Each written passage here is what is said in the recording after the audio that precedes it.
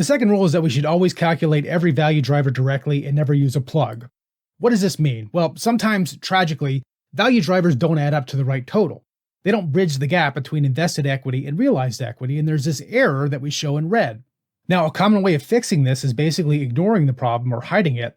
They may say, hey, we know fund level value creation, delta effect V, from the fund quarterly report, so why don't we just calculate two of the value drivers and let the third one make up the difference? We can make multiple expansion equal to value creation, less EBITDA growth, less debt pay down, and miraculously, the value drivers add up to the right number. This is what we call a plug, and as you could probably guess, it's a terrible practice because any errors in the analysis will always accumulate in that plug.